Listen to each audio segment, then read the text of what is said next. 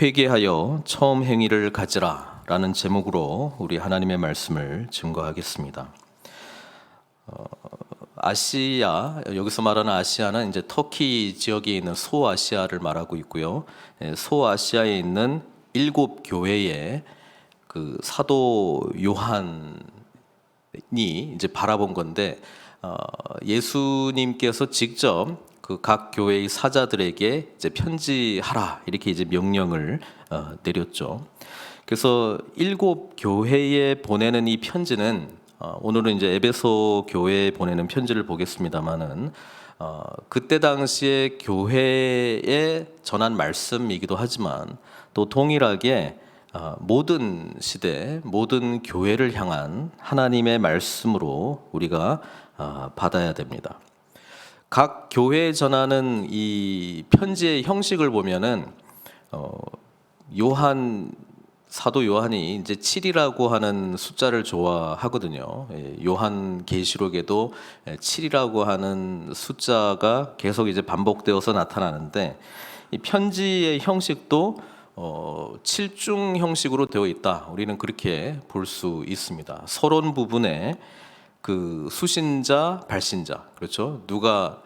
누구에게 보냈느냐, 누가 보냈느냐. 그 다음에 이제 본론 부분에 세 가지 이야기가 나오는데, 교회에 대한 칭찬, 그 다음에 책망, 그리고 그 교훈의 내용이 있습니다. 경고나 이제 교훈의 내용, 이제 세 가지가 본문에 해당되고요.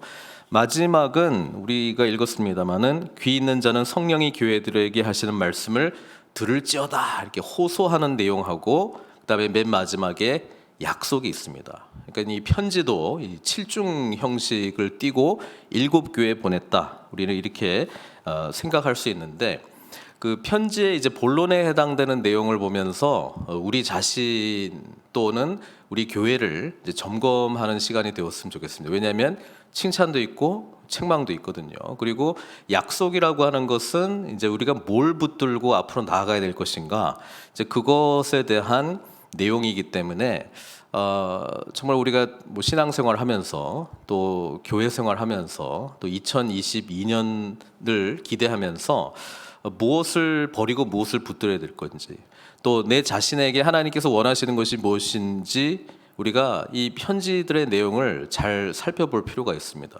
그래서 모든 교회가 그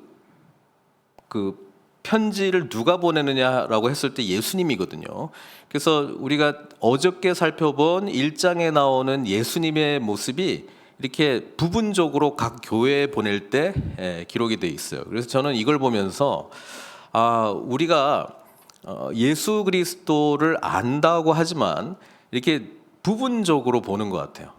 부분적으로 예수님을 보고 있어요. 그래서 함께 모일 때에, 그러니까 7개에 보내는 이 교회의 편지를 우리가 잘 보고 누가 보냈는가 부분만 이렇게 모아 보면은 예수님의 이런 다양한 모습들이 이렇게 모아지거든요. 그래서 우리가 모일 때 우리가 경험하고 바라보고 있는 예수님을 함께 나눠야 됩니다.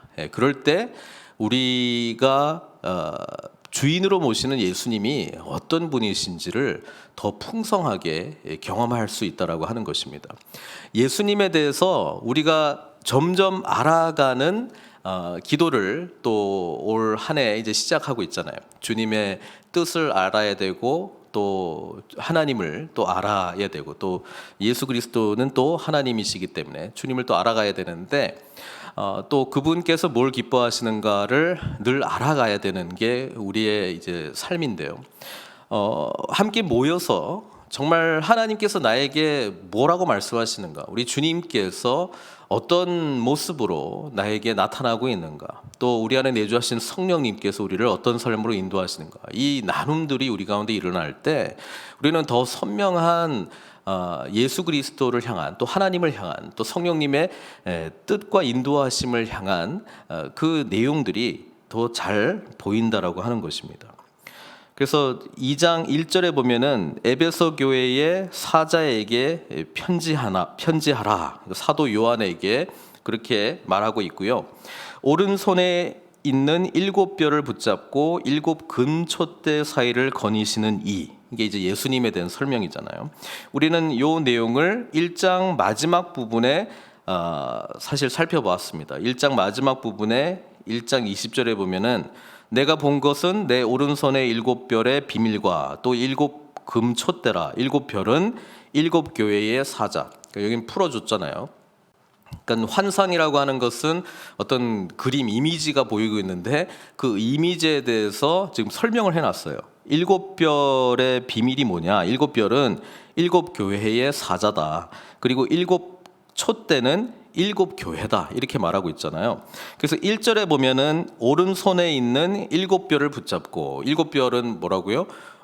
교회의 7교회의 사자라고 이야기하고 있는데 붙잡고 있다. 그러니까 그것도 오른손으로 붙들고 있다. 우리 주님께서 여기 교회의 사자, 이 교회의 사자를 뭐 어떻게 우리가 이해할 것인가라고 했을 때 교회의 그 영적 리더십으로 우리가 이제 해석을 해도 무난하다고 저는 생각하는데 예수님께서 늘 붙들고 계시다. 오른손으로. 그게 저희들한테 굉장히 위로가 되는 거예요. 왜냐하면 교회의 주인은 우리 주님이시기 때문에 그렇습니다. 누가 뭐 흔들 수 있는 것이 주님의 교회가 아닙니다. 오히려 모든 리더십들을 우리 주님께서 오히려 붙들고 계시다라고 하는 것과 7금촛대, 7교회를 말하고 있잖아요. 사의를 거니시는 이. 우리 예수 그리스도의 교회는 예수 그리스도를 구주로 고백한 신앙 고백이 분명한 자들의 모임이 교회입니다. 사람들 모여 있고 교회 건물 안에 모여 있다고 그것을 우리가 교회다 이렇게 그냥 뭐 편의상 부르기는 해요. 그런데 주님께서 바라보실 때의 교회는 예수 그리스도가 하나님의 아들이시다라고 하는 것, 그리고 우리를 죄에서 속량하시고 구원해 주셨다라고 하는 것, 그리고 우리는 예수 그리스도의 피로 죄 사함의 은혜뿐 아니라 하나님의 자녀가 되었다라고 하는 분명한 인식, 그리고 땅에 속한 자들이 아니고 이제 하늘에 속한 자다라고 하는 그런 분명한 소명의식. 그래서 우리는 이 땅에 보냄받은 자로서의 정체성을 가지고 살아간다. 그러기 위해서 늘 주인 되신, 우리의 삶의 주인이 되신 주님의 뜻을 구하면서 살아가야 된다. 그러니까 이 고백이 분명한 사람들의 모임이 뭐라고요? 교회라고 하는 것입니다. 주님은 그들 가운데 거하시는 것입니다. 두세 사람이 예수 그리스도의 이름으로 기도할 때 주님께서 함께 하십니다. 두세 사람이 모여 있을 때에 그것은 하나님의 교회가 되는 것입니다. 뭐가 분명하면? 신앙 고백이 분명하면.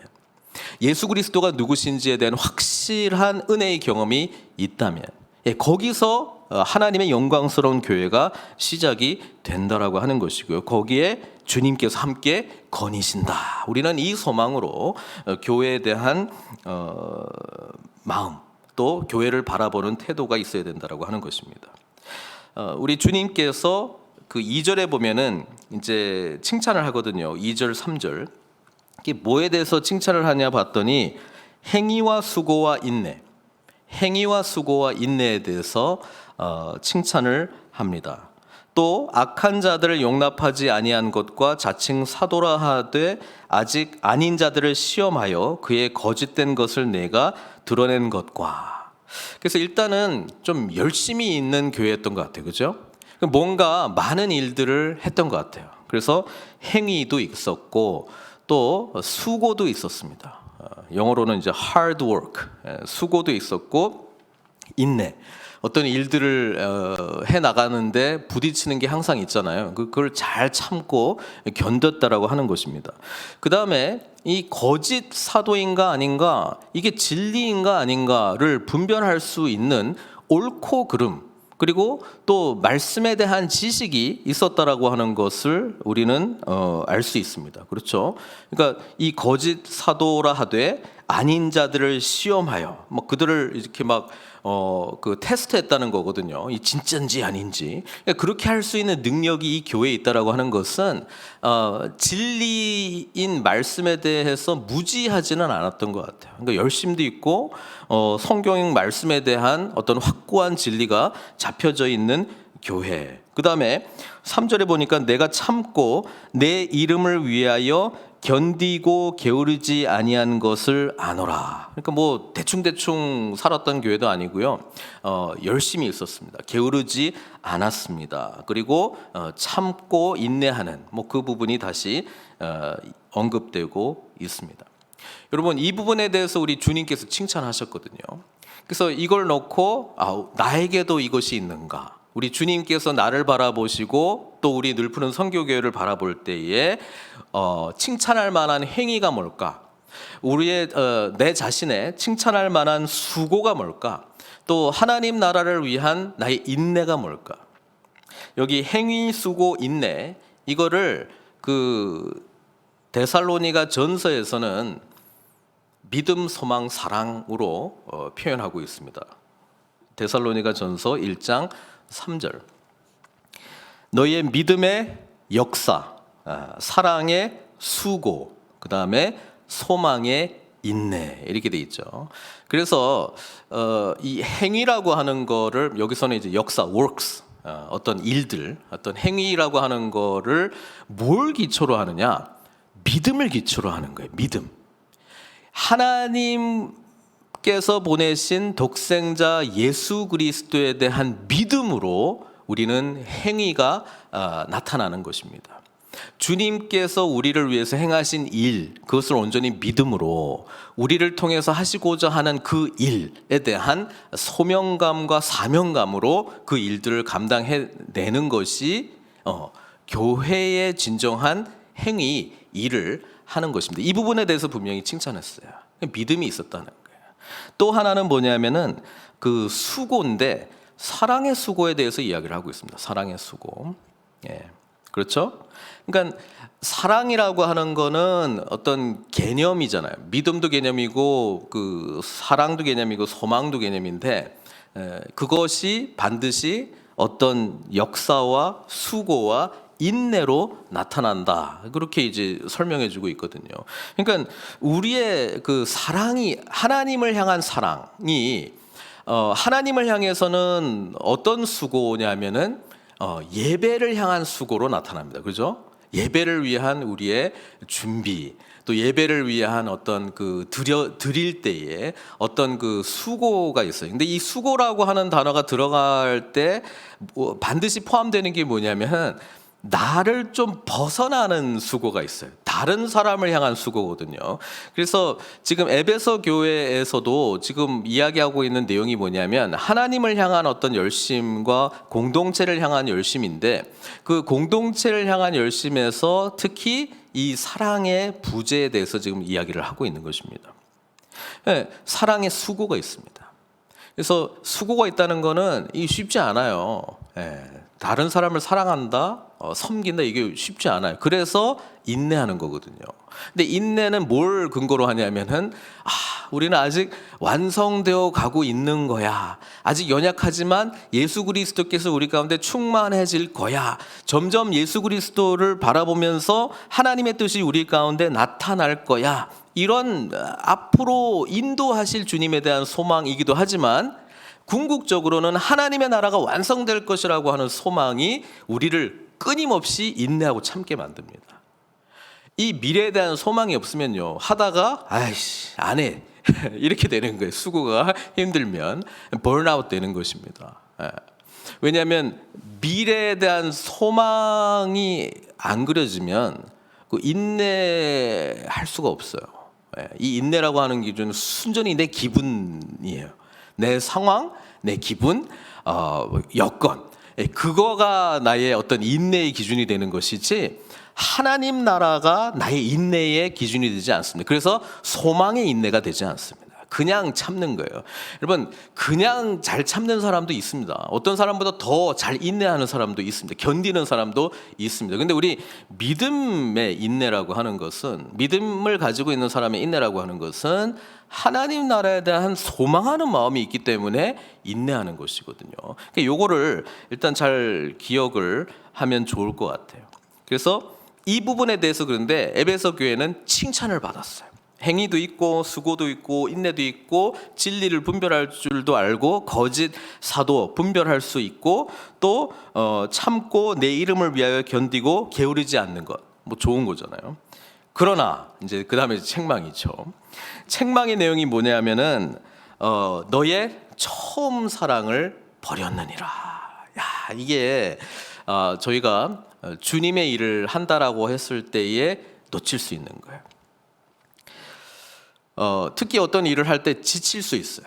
번아웃 될 수 있어요. 근데 이 번아웃의 영적 원인이라고 하는 거는 하나님의 은혜의 결여입니다. 다른 것이 아니고요. 하나님의 은혜가 있으면 하고 싶어요. 하고 싶다니까요. 섬기고 싶다니까요. 그리고 하나님의 은혜가 풍성하면은 나뿐 아니라 옆에 사람들이 보여요. 근데 이 은혜의 그 끈이 끊어지잖아요.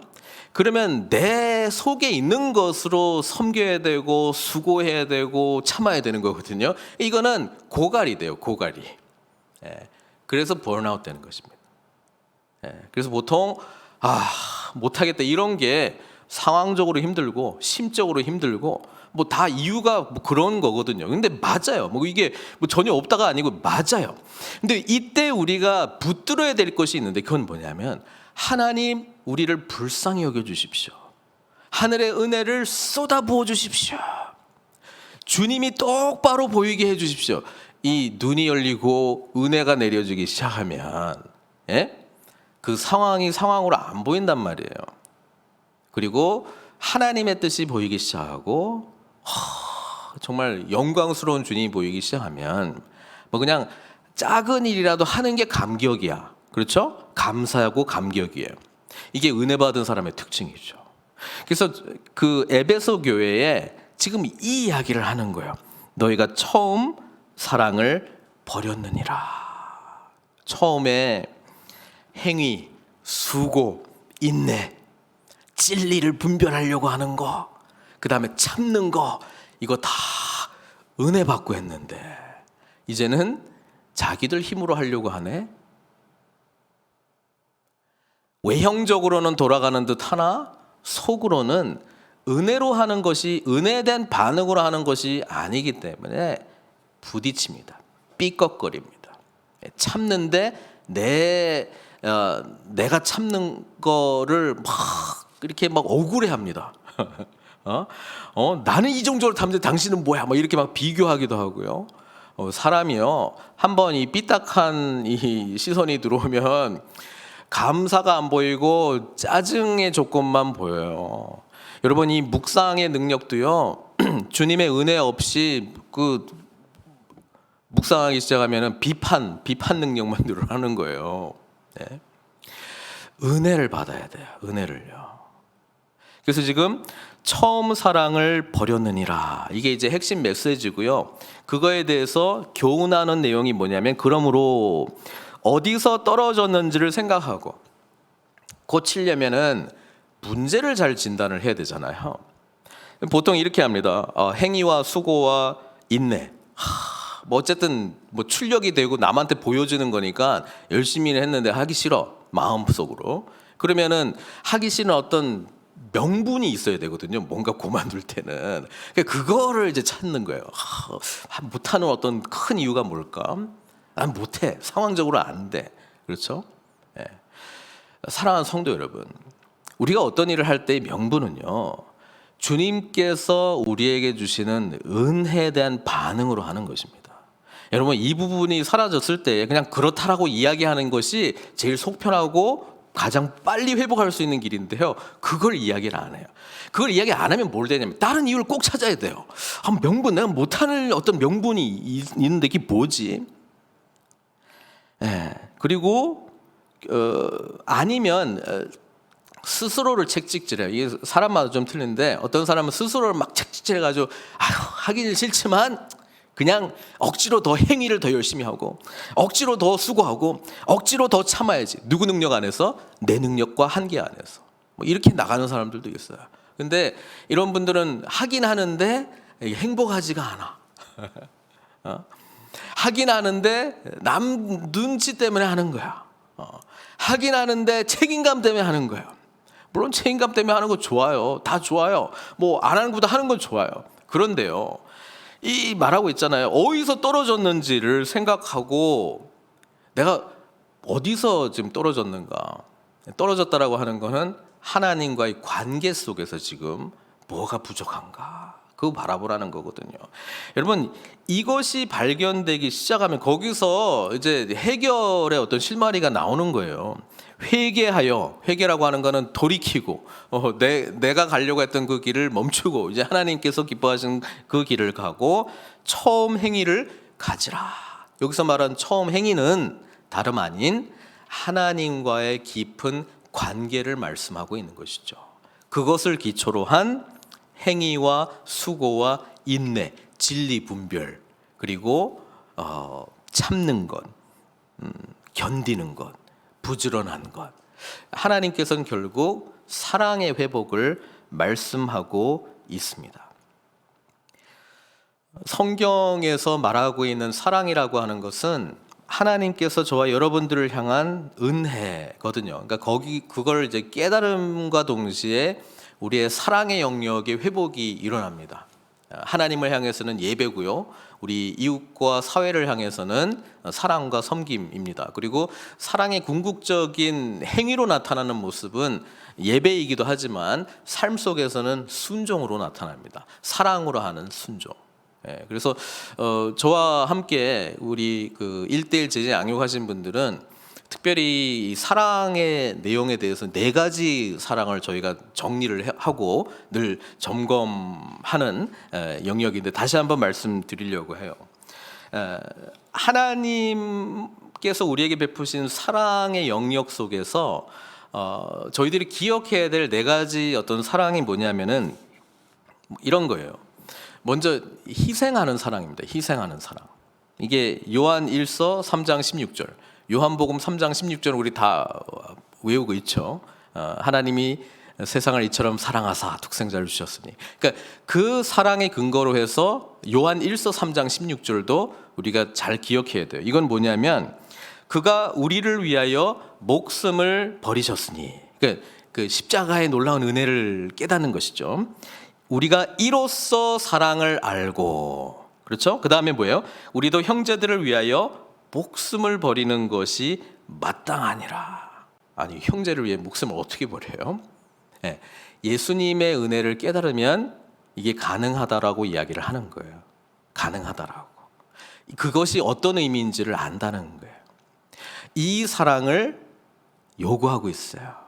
근데 그 에베소 교회가 처음에는 이 사랑을 근거로 해서 막 그 수고하고 참고 막 이렇게 했는데 어떻게 하다 보니까 저도 늘 이 부분에 대해서 고민해요. 이게 내 능력으로 하는 건지 주님의 능력으로 하는 건지 자기 능력으로 하기 시작했다는 거예요. 자기 능력으로. 그리고 자기 능력인 줄 또 알고 착각하는 수준이 됩니다. 그리고 남이 뭐라고 할 때 굉장히 기분 나빠요. 그런 마음이 딱 들 때 이게 지금 내가 하고 있다고 내가 지금 착각하고 이걸 빨리 캐치하면 되는데 어디서 떨어졌는지를 생각하고 빨리 분석하면 되는데 그게 아니고 되게 기분 나빠요. 내가 이렇게 수고했는데 안 알아주는 거 같고 막 그런 거 같고 분별을 못하면 하여튼 다른 방법으로 막 이렇게 하려고 해서 무리수를 막 두는 것이죠. 그러니까 하나님을 향한 지식, 내 자신을 향한 지식, 내 자신을 잘 알아야 되는데 뭐 알듯하면서 또 제일 잘 모르는 게 또 나예요. 그래서 건강한 공동체가 필요해요. 내 자신을 잘 들여다볼 수 있도록 도와주는. 자, 희생하는 사랑입니다. 희생하는 사랑. 그래서 우리 크리스찬 신앙이 깊어지고 있어. 나는 뭘 희생하고 있지? 난 뭘 이렇게 섬기고 있지? 다른 사람을 위해서? 내가 하고 있는 삶의 내용들 쫙 열거해 보니까 전부 하나부터 열까지 다 나를 위한 거네. 난 다른 사람을 위해서 도대체 뭐 하고 있는 거야? 여러분 이 부분에 대해서 잘 봐야 돼요. 우리 주님께서 말씀을 통해서 또 우리 안에 내주하신 성령께서 우리를 책망하고 있는 영역입니다. 처음 사랑 그거를 회복하면 이런 사랑의 실천자로 살아갈 건데 연차가 지나갈수록 신앙의 짬밥이 많아질수록 하고 있는 대부분의 내용은 다 계속 자기를 위해서만 사랑하고 있네. 그러고 있다면 뭔가 지금 예수님 잘못 교제하고 있는 거예요. 뭐 복음의 어떤 비밀이나 이런 거 잘 못 깨닫고 있는 거예요 지금. 예. 그 다음에 진실한 사랑이죠. 진실한 사랑. 요한일서 3장 18절. 자녀들아, 우리가 말과 혀로만 사랑하지 말고 행함과 진실함으로 하자. 여러분, 뭐 인생이라는 게 그렇더라고요. 나이가 들수록 저게 진실인지 그냥 말로만 하는 건지 다 분별을 되시죠. 예? 어떤 분들은요, 이 말과 혀로 사랑하는 것만 이렇게 더욱더 정제되어 가는 전문가들이 있어요. 그거 말고 예수님을 정말 믿었다면 지금 내가 하는 말과 혀에 삶으로 받쳐지는 행함과 진실함이라고 하는 것으로 나타나게 되어 있습니다. 왜냐하면 우리 주님이 우리를 그렇게 사랑하셨기 때문에 그렇습니다. 주님이 말로만 너희를 사랑하노라 하지 않고 그냥 아무 말씀도 안 하시고 십자가에서 못 박혀 죽기까지 우리를 사랑하셨다는 게 복음의 내용인데, 그 은혜를 진짜 깨달았다면, 그리고 우리 제자된 삶도 자기 십자가를 지고 주님을 쫓아가는 삶이라면 당연히 이런 사랑이 나타나야 되는 거잖아요. 그러니까 이거는 끊임없이 우리를 점검해야 돼요. 내가 점점 예수님을 알아갈수록 이렇게 희생하는 사랑이 있습니까?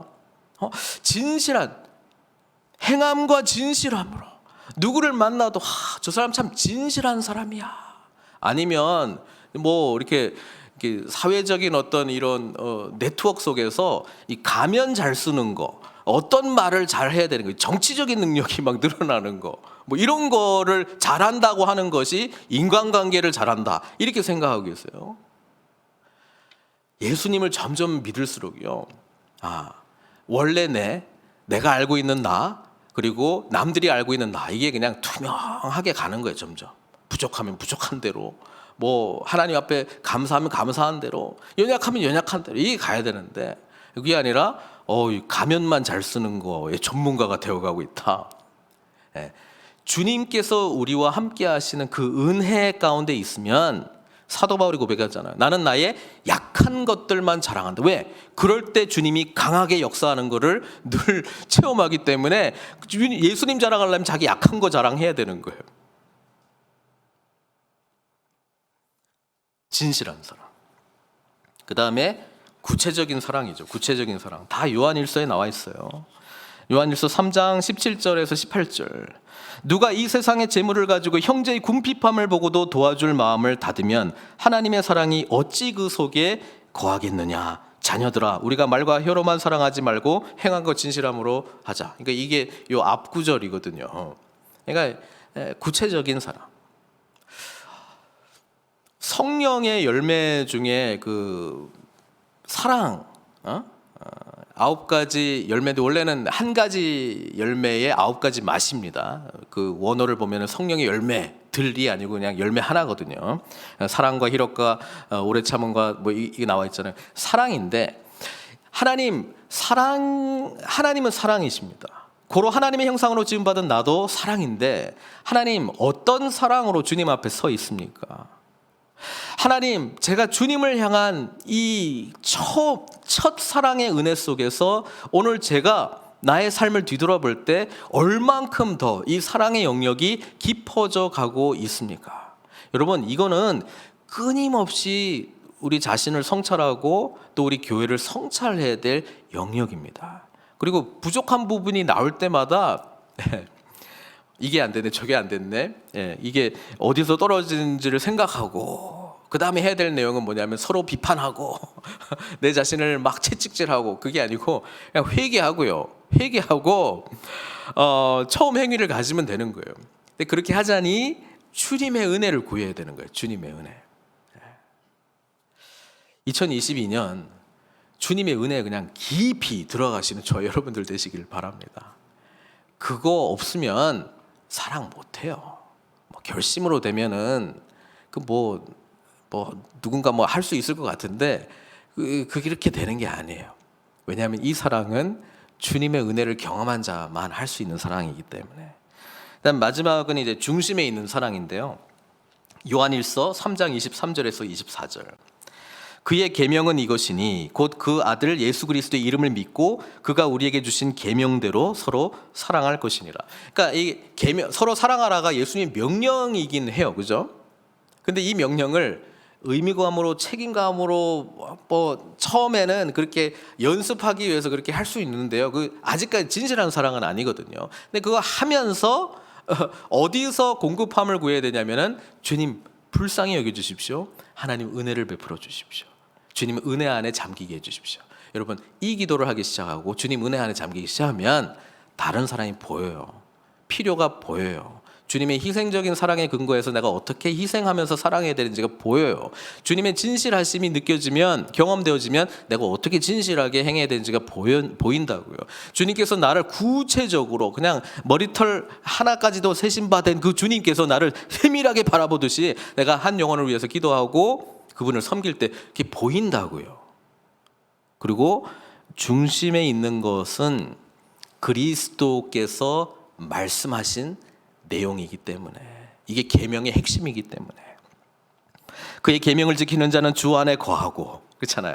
계명을 지키는 자 그러면은 열심히 그 계명을 지키고가 아니고 주 안에 거하고, 주님 안에 거하게 해주십시오. 내가 예수님 안에, 주님께서 내 안에, 주는 그의 안에 거하시나니, 그 나와 있잖아요. 우리에게 주신 성령으로 말미암아 나의 삶이 성령의 인도하심을 받는 삶이에요. 그가 우리 안에 거하시는 줄을 우리가 아느니라, 이렇게 말씀하고 있습니다. 주님 은혜 안에 거하는 것, 주님이 내 안에, 내가 주님 안에, 주님께서 나의 주인이 되시는 삶, 동행하는 삶, 그렇죠? 그건 끊임없이 기도하면서 내 자신이 지금 현재 어디 있는가 계속 점검해야 된다는 말씀을 하고 있습니다. 그러면서 6절에 오직 내가 이것이 있으니 내가 니골라당의 행위를 미워하는도다. 여기서 니골라당이 어느 당인지는 잘 모르지만 그 버가모 교회 이야기할 때 이 니골라당이 또 나오거든요. 그때 발람의 교훈을 따른다 또는 우상 숭배, 음행 이런 부분이 나와 있기 때문에 아, 저쪽이구나. 여러분 우상 숭배하고 음행이 우리하고 아무 상관이 없는 것 같지만 아주 밀접하게 상관이 있습니다. 뭔지 아십니까? 이게 사랑을 사탄이 대체시킨 거거든요. 내가 사랑해. 그런데 하나님 아닌 것을 사랑하면 우상이고요. 내가 사랑해. 근데 나 자신의 어떤 욕망을 채우기 위한 사랑을 하면 음행이 되는 거거든요. 그러니까 사랑은요, 희생적이고 남을 위한 사랑인데 원래 자기를 위한 사랑으로 하면은 음행으로 사실 그 단어를 쓴 거예요. 그러니까 사탄은요, 조금만 딱 비틀어 봐요. 우상이라고 하는 단어가 싫으니까 하나님을 어제도 말씀드렸지만은 알파와 오메가가 아니라 내가 원하는 게 알파와 오메가인데 그거를 이루도록 하는 분으로 둔갑시키면 바로 우상 숭배자가 되는 겁니다. 그리고 우상 숭배는 탐심하고 연결이 돼 있고요.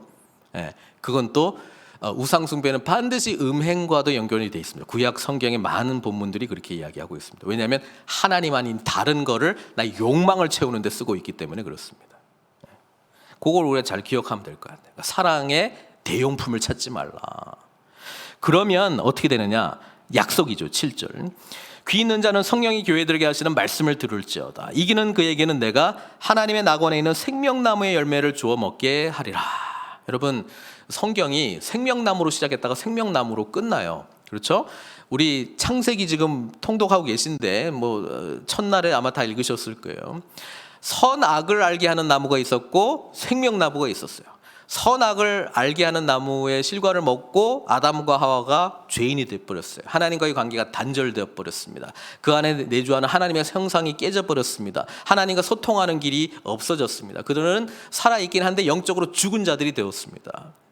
그래서 하나님께서 뭘 했냐면은 창세기 3장에 보니까 생명나무를 막아버렸어요. 여호와 하나님이 이르시되 보라 3장 22절 이 사람이 선악을 아는 일에 우리 중 하나같이 되었으니 그가 그의 손을 들어 생명나무 열매도 따먹고 영생할까 하노라.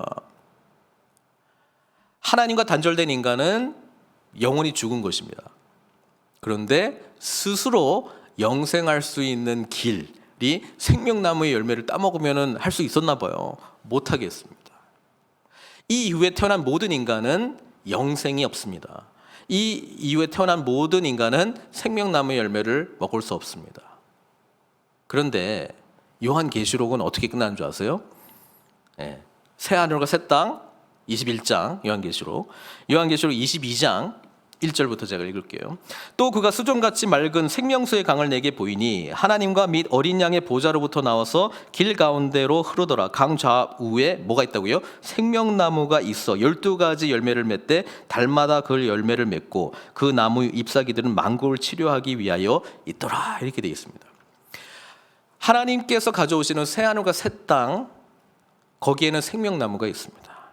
그리고 그 생명나무는 예수님께서 저와 여러분들의 구원을 위하여 주신 십자가, 바로 그 나무를 통해서 주어진 것이죠.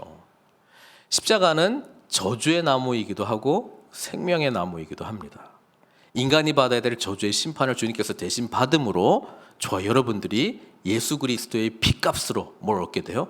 생명을 얻게 되었습니다. 그래서 엄밀하게 말하면 십자가를 통해서 이미 생명나무의 열매는 저와 여러분들에게 주어졌습니다. 그거는 구원이고 영생입니다. 그래서 이기는 자가 누구냐? 예수 그리스도 안에 늘 거하는 자입니다. 예수 그리스도의 은혜 안에 늘 거하는 자입니다. 그에게는 생명나무가 항상 주어졌습니다. 그 나무 열매를 먹고 하나님의 뜻 가운데 쓰임 받는다라고 하는 사실입니다. 말씀 맺겠습니다. 오늘 7교회에 보내는 첫 번째 편지 에베소 교회인데요. 처음 사랑을 회복하라 말씀하고 있습니다.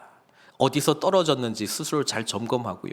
회개하고 처음 행위를 가지라고 말씀하고 있습니다. 이 행위는 하나님을 향한 사랑의 행위, 그리고 그 사랑의 은혜를 경험한 자들이 공동체 안에서 누려야 될 그 사랑의 행위를 말씀하고 있습니다.